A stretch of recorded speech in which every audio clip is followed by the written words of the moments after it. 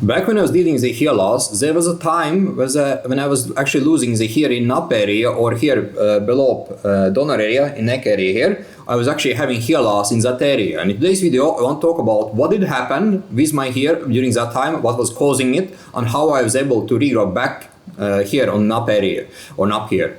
And for you guys who are new to this channel, my name is Alex. I'm a certified ecologist, previously hair loss sufferer. I was dealing with hair loss for almost a decade before I was able to regrow back my own hair, and that was 13 years ago, and I still have my hair to this day. So when it comes to the hair loss in neck area or nape hair loss, it is a huge concern for a lot of guys, because this is something that can compromise donor area, and that can also compromise that one can get a hair transplant later on, right? Because also hair is something that is used for hair transplant. So today's video, I'm going to focus on what did happen for me when I was having this kind of problem. And first of all, first time I noticed that I had a hair loss in nape area was back in 2011. And what happened in 2011 is that I had a lot of scalp inflammation and a lot of hair loss. And if you have been following my channel before, you know that I did experience hair loss because of gym supplements, because of nutritional deficiencies, because of adrenal alopecia, inflammatory problems, dermatitis on my scalp, and fungal problems, and also overstimulation later on. Like, I have had so many different reasons why my hair been falling out over the years, but I always was able to recover from those setbacks. But in case nape hair, what happened is that I had like a severe inflammation on my scalp back in 2011, and I had a lot of hair shedding. And at first I didn't even know that I had a shedding of my nape hair, because I was assuming that all the hair I was seeing in the pillowcase, in the shower drain, was all the hairs that are on top part of my scalp or adrenal alopecia area, because that was the areas that I had most itchiness.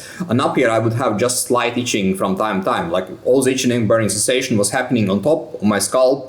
But what happened is that at some point I did see from the pictures that someone else was taking, for example my family members, I did see that I actually had a thinning in that area below the donor area, and that was a huge concern for me as well back then when I did notice that there was a problem, because then I knew that basically what happened is that all my hair was thinning out, and this was the issue. And what happened is that as I started to address my inflammation, as I started to work on reasons why I had so much inflammation on my body, on my scalp, over time I was able to stabilize hair loss in that area, right? And that at some point it even stopped completely. And then what happened is that it slowly started ticking up by itself. And I didn't apply any growth stimulants there. I didn't do anything else in terms of applying topicals to address regrowth on nape hair, but it did recover by itself. And the thing is that with nape hair is that area is affected by underlying problems, for example inflammatory problems, gut problems,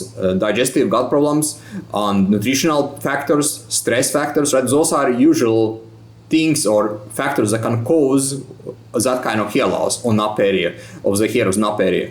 And this was something I had, like I had inflammatory problems, I also had gut issues with leaky gut problems, and when I started to work on those problems, I was able to recover my nape hair as well. And here I saw a couple of pictures when my hair was recovered. You can see I have been able to actually grow them out long as well, and have a full recovery, even with short hairstyle, long hairstyle, and you cannot even see that there has been any issue at all, right? So this is something I want to share with you, for you guys. If you are someone who is having this kind of problem, you have to work on underlying problems, what is causing this issue.